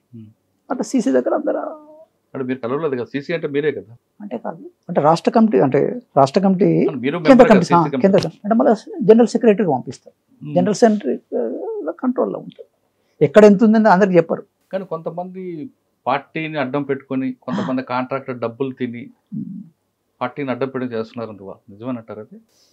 పార్టీ లోపల ఒక లక్ష్యం కోసం పనిచేసిన వాళ్ళు, సిన్సియర్గా పనిచేసిన వాళ్ళు అలాంటి పని చేయరు. అంటే పార్టీ చేస్తుందని కాదు, కాదు. అందులో కొంతమంది వ్యక్తులు అక్కడక్కడ చేసే అవకాశం ఉంటుంది, అక్కడప్పుడు బయటకు వస్తున్నాయి కదా అలాంటి అక్కడక్కడ చేసినప్పుడు. ఉదాహరణకు జగదల్పూర్ ప్రాంతం, అక్కడ ఒక వ్యక్తి, ఒక వ్యాపారస్తుడు పార్టీని బూచిగా చూపించి డబ్బులు సంపాదిస్తుంటాడని వార్త ఉంది. అలాగా మీ కర్రెగొట్లో ఆ ప్రాంతంలో ఎవరైనా కనిపిస్తుంటారా? ఇంకా రకరకాల వాళ్ళు ఉన్నారు సార్. అంటే కింది గ్రామ లెవెల్లో కూడా సంఘ నాయకత్వం, ఇట్లా కమిటీ లెవెల్లో వాళ్ళు కూడా కొంతమంది అక్కడక్కడ అవినీతి అనేది కొంతమంది అక్కడక్కడ జరుగుతుంది. దాన్ని మేము పార్టీ పద్ధతిలో కూడా చర్చించి అక్కడ చేస్తారు, వాటిని పరిష్కరిస్తారు. పార్టీలో ఏ వ్యవస్థ కోసం మీరు పోరాటం చేస్తున్నారో ఆ వ్యవస్థలో వ్యక్తులే మీరు సరెండర్ అవగానే మిమ్మల్ని తీసుకొచ్చి బ్రాండ్ అంబాసిడర్ గానో ఇంకోటి ప్రకటిస్తుంటారు. అటువంటి మీరు అంగీకరిస్తారా? ఉదాహరణకు సోనూజీ, అంటే మీది కాదు, సోనూజీకి అక్కడ ఉన్న ఒక కంపెనీ, గచ్చిరౌలిలో కంపెనీ, నాకు బ్రాండ్ అంబాసిడర్ ఈయన అని ప్రకటించింది. ఆ విధంగా మీరు ఎవరైతే వ్యతిరేకించారో వాళ్ళే మిమ్మల్ని ఒక ఉద్యోగం ఇస్తానంటే తీసుకుంటారా? అది ఆయన ఇష్టం, నా ఇష్టం కాదు. ఆయన ఇష్టం కాదు, మీకు ఎవరైనా అంటే? అలాంటి ఉద్దేశం నాకు లేదు, అలాంటిది ఏది కూడా నేను ఆశించే వాడిని కాదు. దాదాపు 40 సంవత్సరాలు త్యాగం చేశారన్న, ఇప్పుడు ఏం చేస్తారు మీరు? బయట వచ్చి ఏం చేస్తా అంటే ప్రజల కోసం. అమ్మ నాన్న కలిసారా మీరు? అమ్మ నాన్న లేదు, చనిపోయింది. ఆ విషయం తెలిసిందా మీకు? తెలుసు. ఎప్పుడు తెలిసింది? అంటే పేపర్లో వస్తుంది కదా. బాధ అనిపించలేదా? బాధ అనిపించింది కానీ ఏం చేయలేం కదా, పరిస్థితి అక్కడి నుంచి రాలేం కదా. దూరం ఉన్నా బాధపడ్డాం, మనసులో బాధపడ్డాం, ధైర్యంగా ఉండాల్సిందే కదా. అంటే ఒక కొడుకుగా మీరు తీసుకోవాల్సిన బాధ్యత కొన్ని ఉంటాయి కదా, అవి చేశారా ఏమైనా కనీసం? మా పత్రిక లోపల రాయడం జరిగింది. మా పత్రిక లోపల సంతాపం వెలిబుస్తూ మేము ఒక ఫోటో వేసి మా పత్రిక లోపల రాయడం జరిగింది, తండ్రికి తల్లికి కూడా. ఆ విధంగా రుణం తీసుకున్నాం. తెలంగాణ రాష్ట్ర కమిటీ తరఫున సంతాపం వెలిబుస్తూ మేము కూడా రాయడం జరిగింది. ఆ విధంగా రుణం తీసుకున్నాం. అంతకంటే ఎక్కువ చేయలేదు. సరే, మీ వివాహం 89లో పెళ్లి చేసుకున్నాను. 89లో అట్లా. ఆమె పేరు మోతిబాయ్, కుర్సింగ మోతిబాయ్. ఆమె కూడా దళ సభ్యురాలు. అట్లా ఇద్దరం ప్రేమించి పెళ్లి చేసుకున్నాం. ఆ తర్వాత క్రమం లోపల 2013 లోపల అనారోగ్య సమస్య సీరియస్గా ఉండే, అట్లా ట్రీట్మెంట్కి పంపడం జరిగింది. ఎక్కడ? చెర్ల ప్రాంతం నుంచి వెళ్ళి ట్రీట్మెంట్కి పంపిస్తే తీసుకుపోతున్న క్రమంలో కూడా పోలీసులు అరెస్ట్ చేసింది. పాలవంచ దగ్గర అరెస్ట్ చేసి కేసులు పెట్టి జైలుకు పంపించిండ్రు. ఇట్లా 2013 నుంచి 2015 చివర విడుదల కావడం జరిగింది. ఆ తర్వాత హార్ట్ సమస్య ఉండే, దాంతో బయటనే వాళ్ళ కుటుంబం దగ్గర ఉంది ఇప్పుడు ప్రస్తుతం. కుటుంబం దగ్గర బయట ఎవరైనా కలిసారా? కలవలేదు, ఎక్కడ పోలేదు. ఇప్పుడు ఈ సమాజంలో అంత స్వార్థం ఉందన్న, మీరు ఎలాగ దీన్ని జీర్ణించుకుంటారండి? ఇప్పుడు మీకు చుట్టూ అడవి, ఆదివాసీలు. ఇక కమిట్మెంట్ అంటే అదే సార్. ఇప్పుడు పార్టీ కమిట్మెంట్ అంటే మనం పీడిత ప్రజల కోసం పనిచేయాలనుకున్నప్పుడు అన్నిటిని త్యజించాల్సిన అవసరం ఉంటుంది. ప్రాణానికి కూడా ఎవరి కోసం అయితే పనిచేస్తున్నారు వాళ్ళ వైపు నుంచి కూడా సపోర్ట్ లేకుండా మీరు పనిచేయడం ఎందుకు? వ్యర్థం కదా. ప్రజల సపోర్ట్ ఉన్నది కాబట్టి ఇంతకాలం బతికినాం. ఇప్పుడు ఉందంటారా? ఇప్పుడు 40 సంవత్సరాలుగా నేను పనిచేసిన అంటే ఆ ప్రజల మద్దతు లేకపోతే ఎప్పుడో చనిపోయేవాడిని అయితే. ప్రజల మద్దతు ఉన్నది. ప్రజల మద్దతు లేకుండా ఇంతకాలం బతికేది కాదు. ఎలా ఉందండి కొత్త వాతావరణం? అక్కడ అడవి చుట్టూ పోలీసులు, అందు చుట్టూ అన్నలు వాళ్ళతో ఇక్కడ వచ్చాక కొంచెం ప్రశాంతంగా, ఇక్కడ భోజనం, హైదరాబాద్ బిర్యానీ ఎలా ఉన్నది? ఉంటాయి, అక్కడికి తేడా ఉంటుంది కదా. అక్కడికి ఇక్కడికి అక్కడ సమయానికి భోజనం దొరకదు. సమయం ఎందుకు దొరుకుతుంది, అక్కడ కూడా దొరుకుతుంది. అంటే మేమే టైం టు టైం పాటిస్తాం. టైం టు టైం అంటే అది ఓకే, మంచి భోజనం మంచి భోజనం అనేది ఎప్పుడు ఉండదు. అంటే ప్రజలు ఏది ఇస్తే అది తినడం అనేది మనం మొదటి నుంచి అలవాటు చేసుకున్నాం. అదే సింపుల్ గా. చాయ్లో కూడా చాయ్ పత్తి తప్ప పాలు కనబడవు. ఎందుకు పాల చాయ్ కూడా తాగుతావు ఎప్పుడో అంటే తాగుతావు, అటగా డికాషన్ తాగుతావు. దొడ్డు బియ్యంతో చక్కగా భోజనం చేస్తారు, ఇలా చపాతీ తింటారు. ఏదైనా తింటాం, ఏదైనా అంటే ప్రజలు ఏమిస్తే తింటారు తప్ప మీకు కావాల్సింది మాత్రం దొరకదు అట్లా వాస్తవం. అంటే ఆ వాతావరణం ఇప్పుడు వచ్చారు కదా, ఇప్పుడు ఎలాగ ఆస్వాదిస్తున్నారు? వీటన్నిటికీ అలవాటు కావాలి కొన్ని. అంటే అలవాటు కావాలంటే కొంత టైం. నా గ్రామం, నా రాష్ట్రం ఇంత అభివృద్ధి చెందిందని ఆనందపడుతున్నారు. ఇంకా కొంత టైం పడుతుంది అంటే అర్థం చేసుకోవడానికి, అలవాటు పడడానికి. ఓ 6 months అయినా పడుతుంది. సరే, ఇప్పుడు వచ్చిన వారం 10 రోజుల్లో నా దేశం, నా గ్రామం, నా రాష్ట్రం ఇంత అభివృద్ధి అయింది, దీనికి చాలా కాలంగా దూరంగా ఉన్నాను బాధపడ్డారా, ఆనందపడుతున్నారా? ఇంకా రెండు ఉంటాయి. ఇప్పుడే ఎట్లా తొందరగా ఎట్లా చెప్పగలుగుతా నేను? పార్టీలో మీకు సమకాలికలు చాలా మంది అనుకోవట్లు చనిపోయారు. ఇప్పుడు మీకు ఏమనిపించింది? బసవరాజు గారు అవ్వచ్చు, ఆర్కే గారు. బాధ అనిపించింది. అంటే అంటే తక్కువ కాలంలో కూడా చాలా మంది సీసీ మెంబర్స్ కూడా అమరులు కావడం జరిగింది. ఆ బాధ ఉంటుంది. తిరియాని ప్రాంతంలో మీతో పాటు పనిచేసిన ఆర్కే చనిపోయారు, ఆ సంఘటన చెప్పండి. అందులో మీరు తప్పించుకున్నారు. ఆడొక పని కోసం మేము అక్కడ రావడం జరిగింది. లక్ష్మీపూర్ అనే విలేజ్ అది సంవత్సరం గుర్తులేదు నాకు.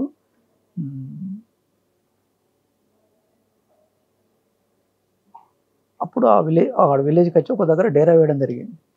డేరా వేసినప్పుడు ఉదయం పూట ఎవరో మనుషులు తారసపడుతున్నారు అనేది ఇట్లా సమాచారం వచ్చింది. దానికోసం కొద్దిగా వెనుకపోవడం జరిగింది. ఈ క్రమంలో కూడా పోలీసు వాళ్ళు అడ్వాన్స్ కాల్పులు స్టార్ట్ చేసేట్టు అట్లా మేము కూడా కాల్పులు చేస్తూ నా పక్కనే ఉండే ఆర్కే అట్లా కాల్పులు చేస్తూ రిట్రీట్ కావడం జరిగింది. ఈ క్రమంలో ఆర్కేకు తూటపడ్డది. నా పక్కన ఆర్కే ఉన్నాడు కాబట్టి కింద పడిపోయిండు. ఆడ ఏకే పక్క పడ్డది. అట్లా ఆర్కే లే ఏంటిది అని అనేసరికి ఇట్లా శ్వాస ఆడతలేదు, అంటే తూట తగిలిందని అర్థమైంది. అట్లా ఆ ఏకేని తీసుకుని నేను రిట్రీట్ కావడం జరిగింది. అట్లా రిట్రీట్ కావడం. ఇటువంటి సంఘటనలు చాలా ఎదురు ఉంటాయి కదా మీకు? జరిగినాయి. మీకు మనసుకు బాగా గాయపడే సంఘటన చెప్పండి. చాలా చూస్తుంటారు, కానీ కొన్ని వ్యక్తులు మీకు బాగా దగ్గరైన వ్యక్తులు ప్రాణం కోల్పోయినప్పుడు చాలా బాధ. అంటే ఆర్కే చనిపోయినప్పుడు చాలా బాధపడ్డా. అంటే నా తోటి రాష్ట్ర కమిటీ సభ్యుడు కాబట్టి చనిపోయినప్పుడు నా పక్కనే చనిపోయాడు. నా పక్కనే ఉన్నాడు. అట్లా చనిపోవడం బాధపడ్డా. అట్లా బాధ అనిపించింది. బసవరాజు చనిపోయినప్పుడు కూడా బాధ అనిపించింది. అంటే ఒక జనరల్ సెక్రటరీని పార్టీ కాపాడుకోలేకపోయింది కదా అనేది ఆలోచించి. ఇంతమంది త్యాగాలు చేయడం అనేది వృధా అవుతుందని ఎప్పుడు అనిపించింది? అంటే పనిచేస్తున్న క్రమంలో పట్ల త్యాగాలు ఉంటాయి కదా, అవి ఎక్కడైనా సహజం. అంటే ప్రజలు దూరం అవుతున్న విషయం ఎందుకు కనిపెట్టలేపారు మీరు? అంటే గ్రహించిన దాంట్లో ఈ సమస్యను ఎప్పుడు గుర్తించారు? దీనిలోంచి మీరు మీ భావజాలాన్ని కానీ మీ మనసులో మాటను తేడానికి ఎన్ని సంవత్సరాలు పట్టింది? అంటే సమయం పట్టింది. ఎందుకంటే 2018లో పట్టిన మేము గుర్తించడం జరిగింది. 18, 20, ఆ తర్వాత 2024 ఇట్లాంటి విషయాల్లో కూడా చర్చించి మార్పు చేసుకోవడం కోసం ప్రయత్నం చేస్తున్నాం. కానీ చాలా మంది పోలీసులు మీ కుటుంబాల ద్వారా మెసేజ్ పంపించారు, మీరు రండి, సరెండర్ అవ్వండి, మీ పిల్లలు, మీ తల్లిదండ్రులు కానీ మీ కుటుంబీకులు. అవి మీ నోటీస్కి వచ్చేవి కదా? వచ్చినప్పుడు ఎప్పుడు స్పందించలేదా? అయితే స్పందించలేదు. అప్పుడిగా ఇంకా శక్తి ఉంది కాబట్టి అలా పనిచేద్దామని ఆలోచించాను. ఇప్పుడు ఈ విధంగా ఆలోచించాను. ఒకప్పుడు 16 రాష్ట్రాలను పార్టీ, ఇప్పుడు కేవలం 16 గ్రామాలుగా పరిమితమైంది, వాస్తవం కాదు? అంటే నష్టాలు జరిగినాయి. అయితే అన్ని రాష్ట్రాల్లో ఇప్పుడు మొత్తానికి పోలేదు కదా.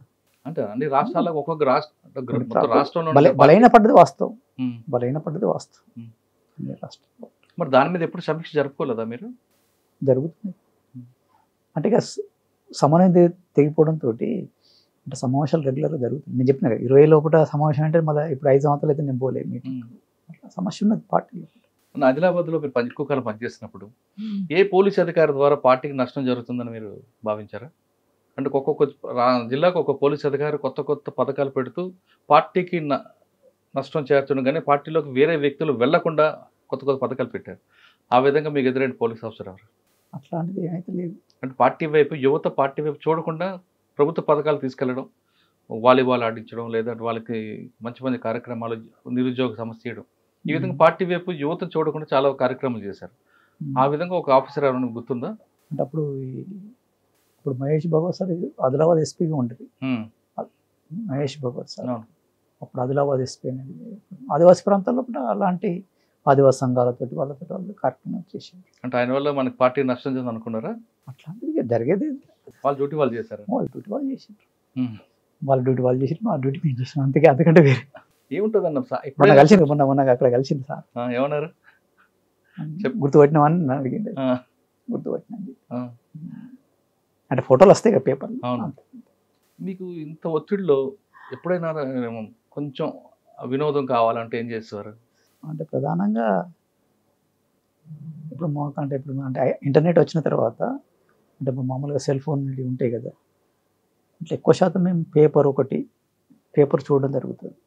రెండవది ఈ వీడియోస్ డౌన్లోడ్ చేసి, ఇప్పుడు మీరు చేసేవి ఉన్నాయి కదా, మీ ఇతరత్ర బయట వచ్చే సమాజంలో ఇప్పుడు వచ్చి చాలా వాటిని కూడా మేము చూడడం ద్వారా కొద్ది అప్డేట్ అవుతున్నాం.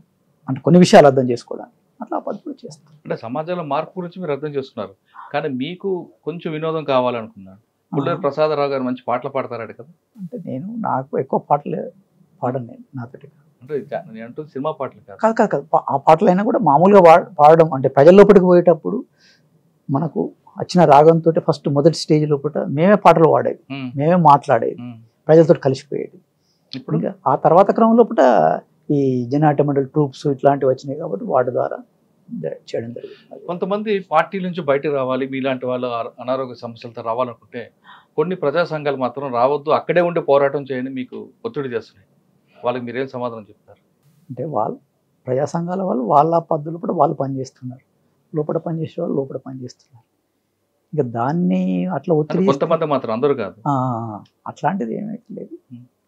వాళ్ళు అంటే బయట మైదాన ప్రాంతంలో చెప్పిన వారు వేరు, అడవి ప్రాంతంలోని వాళ్ళ కోరికలు వేరేగా ఉంటాయి కదా, తేడా ఉంటుంది. బయట ప్రజా సంఘాల వాళ్ళు వాళ్ళ కోరికలు వాళ్ళు, అక్కడ పద్ధతులు వాళ్ళకు కొన్ని ఉంటాయి. నిర్ణయం తీసుకున్న తర్వాత రావాలనుకున్నారు కదా, సరెండర్ అవ్వాలనుకున్నారు, అరెస్ట్ అవ్వాలనుకున్నారు? జనంలో కూడా పనిచేయాలనుకున్నాం, అందుకే వచ్చింది. రేవంత్ రెడ్డి సారు నక్సలైట్ మా బ్రదర్స్ అన్నాడు. ఆయన ఫస్ట్ నుంచి, ఆయన ముఖ్యమంత్రి కాకముందు నుంచి కూడా ఆయనకి భావజాలం ఉంది. దాని మీద మీకు సానుకూలంగానే ఉండాలనేది ఆలోచించాను. అంటే కాంగ్రెస్ ప్రభుత్వం ఉంది కాబట్టి పాజిటివ్ గానే ఆలోచించాను. అంటే అటువంటి మనస్తత్వం చాలా తక్కువ మందికి ఉంటుంది. ఆయన ఒక బ్రాడ్ మైండ్ కాబట్టి ఆ మతంగా అన్నారు. గతంలో ఎన్టీ రామారావు కూడా అన్నారు కదా, నక్సలైట్ దేశభక్తులు అన్నారు. అవునా కదా? కాబట్టి అది బ్రాడ్ మైండ్ అండి, తను తప్పేం కాదు కదా. అంటే ఇప్పుడు మీరు నెక్స్ట్ కార్యాచరణ ఏంటి? ఫస్ట్ అయితే ఇప్పుడు బయటికి వచ్చిన కాబట్టి ఫస్ట్ ఆరోగ్యం బాగుపరచుకోవాల్సిన అవసరం ఉంది. దాన్ని బట్టి ఇంకా సమాజాన్ని అర్థం చేసుకోవాల్సిన అవసరం ఉంది. దాన్ని బట్టి నేను కార్యాచరణ నెక్స్ట్ ఆలోచన. ఇప్పుడు మీకు తోడు కావాలి, మీరు ఎవరో ఒకరు మీ మీద, మీరు ఒకరి మీద ఆధారపడాలి. ఎవరు ఉంటే బాగుంటుంది? మా కుటుంబం వాళ్ళు ఉన్నారు కదా, మా కుటుంబ సభ్యులు. ఒక అన్న ఉన్నాడు, తమ్ముడు ఉన్నాడు, చెల్లె ఉన్నది, తర్వాత భార్య ఉంది. ఆవిడ కలిసారు మరి మీకు? ఇంకా కలవలే ఎప్పుడు. అంటే మీరు కూడా ఒక మంచి కుటుంబంలాగా, ఉమ్మడి కుటుంబంతో ఉండాలనుకుంటున్నారా? ఉన్నది కుటుంబం, కుటుంబంతో ఉంటాను, కుటుంబం దగ్గరనే ఉంటాను. దాన్ని బట్టి పరిశీలించి తర్వాత ఆలోచించాలి. మీరు చాలా కాలం కర్రికొట్లో పనిచేశారు కాబట్టి కర్రికొట్లోని సమస్య ప్రభుత్వం దృష్టికి తీసుకురాగలరా? ఇప్పుడు వాళ్ళు దాన్ని తగ్గించడానికి చూస్తారు కదా, మీ ద్వారా కొంత జరిగింది అంటున్నారు. ఇంకా కొన్ని సమస్యలు ప్రభుత్వం నోటీస్కి వెళ్తే వాళ్ళు ఖచ్చితంగా ముందుకు వెళ్ళి ఆ సమస్య పరిష్కరించడానికి ఇదొక వేదికగా ఉంటుంది కదా.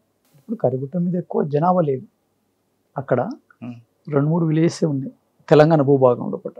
అక్కడ ఛత్తీస్గఢ్ భూభాగంలో పట్ట ఒక్క విలేజ్ అన్ని కిందకు ఉన్నాయి. అంటే గుట్ట అంటే కర్రిగుట్ట అనుకున్నప్పుడు ప్రధానంగా అడవి ఉన్నది, బండలు ఉన్నాయి, నీళ్ళు ఉన్నాయి. ఎక్కువ ప్రజలు కింద నుంచి వెంకటాపూర్ వాజేడ్ నుంచి ప్రజలు, అటు ఛత్తీస్గఢ్ నుంచి ప్రజలు కూడా ఏంటంటే అటవీ ఉత్పత్తుల కోసం ఎక్కువ వస్తారు, అక్కడికి వేట కోసం ఎక్కువ వస్తారు. అదే ప్రధానం అక్కడ. ఇంకా వేరే సమస్య ఏంటి అక్కడ? అంటే అక్కడ ప్రజలకు ఇప్పుడు కొన్ని గ్రామాల ప్రజలు ఉన్నారు అక్కడ. ఇప్పుడు ఉదాహరణకు పాములూరు అనే ఒక విలేజ్ ఉంది. పాములూరు అనే ఒక విలేజ్ అప్పుడు కూడా అక్కడ 10 ఇండ్లు ఉన్నాయి.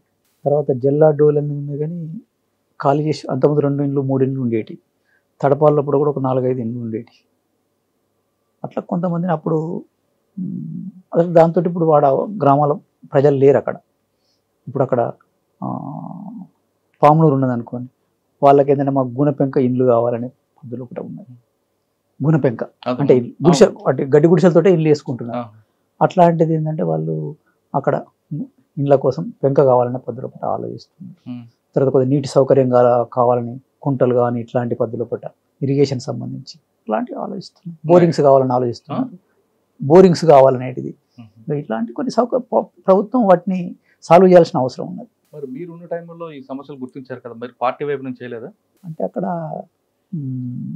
అంటే చేయడం కోసం ప్రభుత్వం సమానంగా చేయకపోయినా ఒక కాంట్రాక్ట్ తెప్పించి ఒక బోర్ వేయించడం లేదా బిల్ల పెంకులు తెప్పించి ఒక ఇల్లు కట్టించడం చేస్తే ఇంకా మీకు ఆదరణ పెరిగి ఉంటుందేమో కదా. అలాంటి ప్రయత్నం చేసినాం, కానీ అక్కడ రోడ్ సౌకర్యం లేదు అక్కడ. ఇప్పుడు అక్కడ సమస్య సాల్వ్ చేయడం కోసం ప్రయత్నం చేసినాం కూడా. అంటే ఇప్పుడు ఆ ప్రాంతంలో మీరు చెప్పిన సమస్యలు ప్రభుత్వం పరిష్కరిస్తే మంచిదంటారు, బిల్ల పెంకుతో ఇల్లు ఇలాంటి సమస్యలు. కానీ అన్ని ప్రాంతాలకి ఒకటే సమస్య ఉంటుంది కదా. విద్యా సమస్య, అక్కడ టీచర్స్ లేరు అక్కడ. అంటే ఎలాంటి వైద్యం లేదు. ఏ సమస్య వచ్చినా కూడా కిందికి పోవాల్సిందే, 5-6 వెంకటాపూర్ పోవాల్సిందే. అక్కడ స్కూల్ అసలే లేదు అక్కడ. ఆ సమస్య అంటే ఇప్పుడు ఎంతమంది ఉండొచ్చు అక్కడ? అంటే తక్కువ జనాభా కదా, 10 ఇండ్లు ఉన్నాయి అక్కడ. పాములూరు అనే విలేజ్ 10 ఇండ్లు ఉంటాయి అంతే, అంతకంటే ఎక్కువ లేదు అక్కడ. ప్రభుత్వం అంటే అట్లాంటి కాడ ప్రభుత్వం స్కూల్ కానీ వైద్యం కానీ ఇలాంటి కొంచెం పెనుగోలు లాంటి ఇట్లాంటి విలేజ్లో పెట్టాల్సిన అవసరం ఉంది. పెడితే ఆ సమస్య పరిష్కారం అవుతుంది. అంటే వాళ్ళకి మంచి చేసిన వాళ్ళు అవుతారు. ఇప్పుడు మీరు వచ్చారు, మీ మీద రివార్డ్ తీసుకున్నారు, ఇది మీ వరకే ఉంటుందా లేదు మిమ్మల్ని నమ్ముకొచ్చిన వాళ్ళకి కూడా పంచుతారా? డబ్బు ఇప్పుడైతే రివార్డు తీసుకున్న, అయితే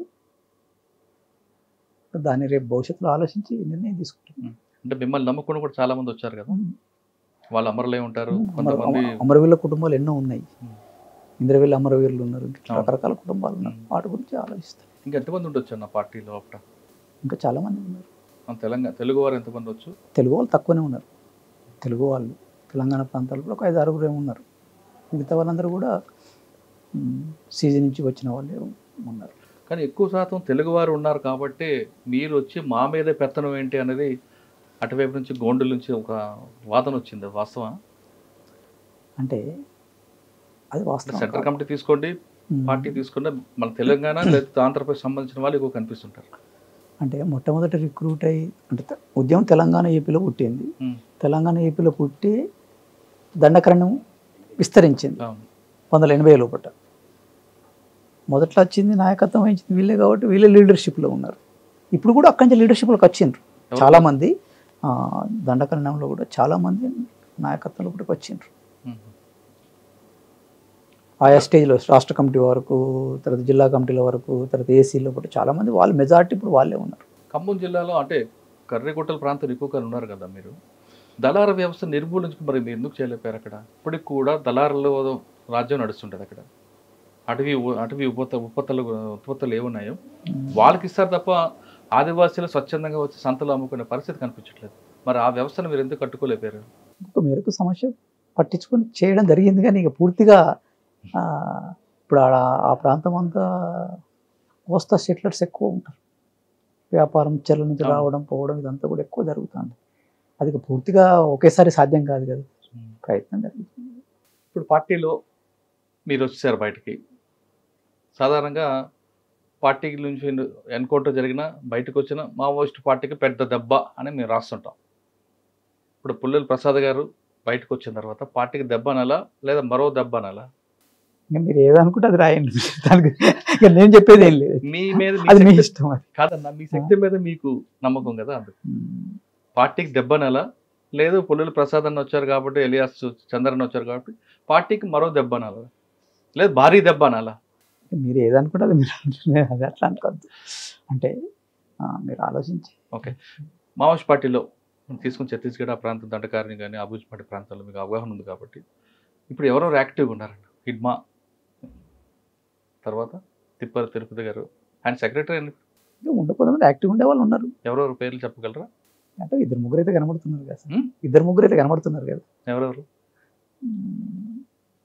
దేవ్జీ ఉన్నాడు, ఉం. ఇడుమ ఉన్నాడు, ఉం. దేవా అంటే బిఎన్ కమాండర్ ఉన్నాడు, మళ్ళా రాజారెడ్డి గారు, మళ్ళీ రాజరెడ్డి ఉన్నారు. ఆయన పెద్ద వయసు అయింది కదా. ఉప్పాల గణపతి గారు ఎక్కడ ఉన్నారు? ఉప్పాల లక్ష్మణరావు అలియాస్ గణపతి అంటే పార్టీలనే అంటే ఉన్నారు కదా. భారత్ మన దేశంలో ఉన్నారా వేరే దేశం వెళ్ళారా? మన దేశంలో ఉన్నారు. చివరిగా ఎప్పుడు కలిసారండి మీరు? 20 20 ఇక్కడ మాడ్లో మాట సమావేశం అయినప్పుడు కలిసి.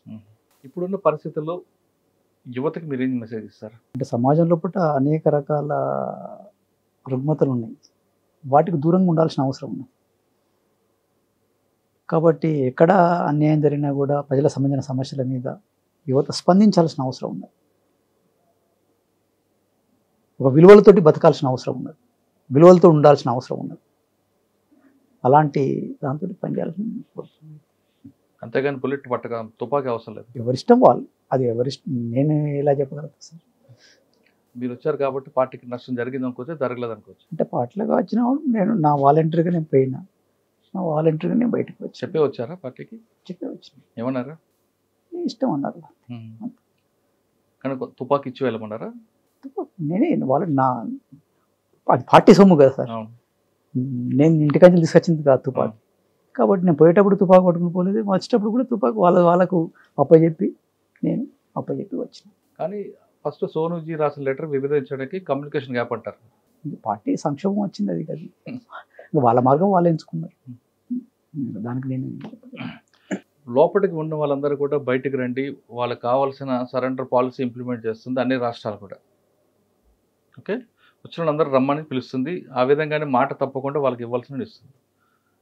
ఇప్పుడు ఉన్న వాళ్ళందరూ కూడా అంటే లోపల ఇంకా ఉన్నారు కదా చాలామంది, వాళ్ళకి రమ్మంటారా వద్దంటారా? అంటే ఇప్పుడు అంటే మీరు ఆలోచించడానికి ఏంటంటే, అంటే నేను డైరెక్ట్గా రావాలి, డైరెక్ట్ పిలుపు ఇవ్వడం అనేది మంచిది కాదు. నా వ్యక్తిగత నిర్ణయంతో నేను బయటకు వచ్చిన.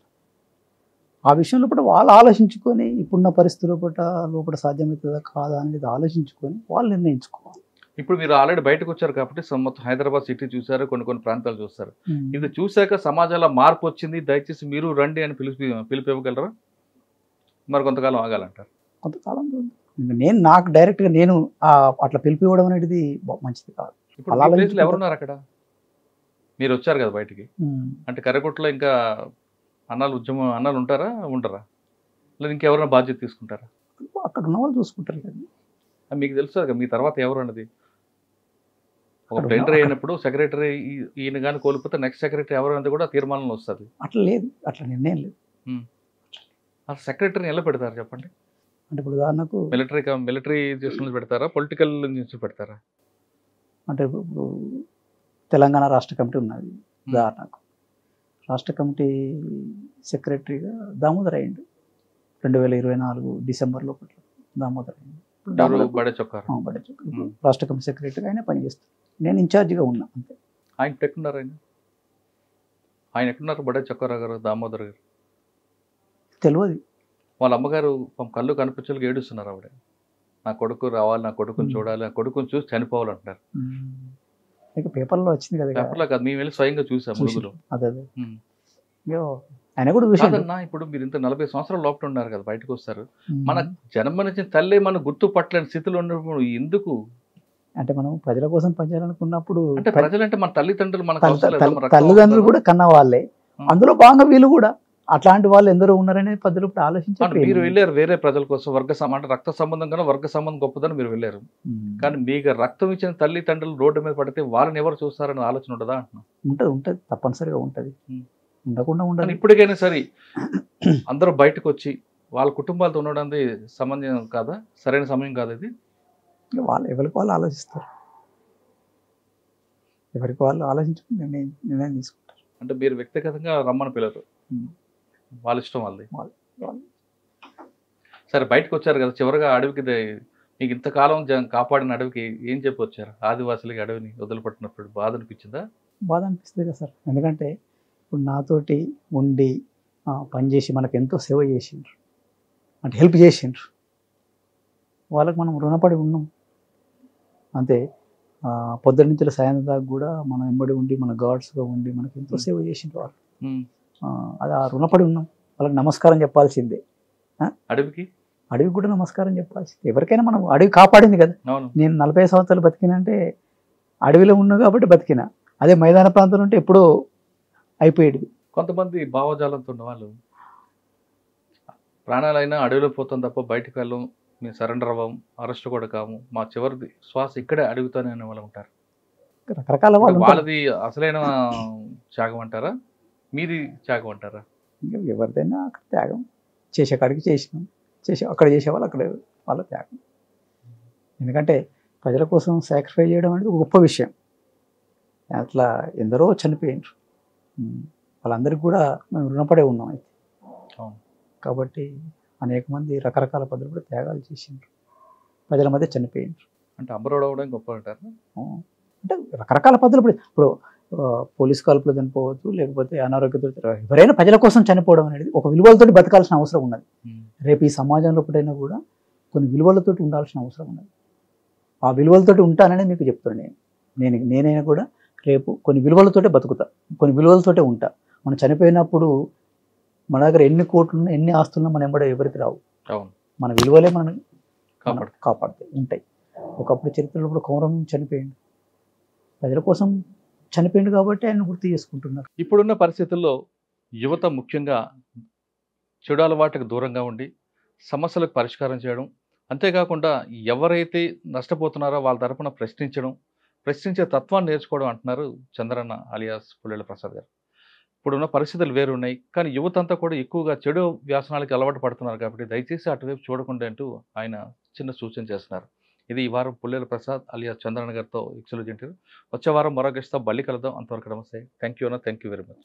And for more videos, please subscribe to iDream. Please subscribe to iDream. Please subscribe iDream. And please subscribe to iDream. For more videos, subscribe to iDream. please like, share and subscribe to the channel. Congratulations, iDream. Subscribe to iDream. Subscribe to iDream. So subscribe to iDream Media. iDream ki iDream team andarki huge congratulations. Please subscribe iDream Media. Please subscribe to iDream. Subscribe iDream. Please subscribe to iDream. iDream అంటే నా కళల ఛానల్ను subscribe చేసుకున్న నోరు తిరుగుతలేదు, మీరైతే గంట గుర్తు కొట్టండి. For more such videos, please subscribe to iDream. Subscribe to iDream. Please subscribe to iDream. Please subscribe iDream Media. Please do subscribe to iDream. Please subscribe to iDream Media. For best entertainment and information, please subscribe iDream. And don't forget to subscribe to iDream.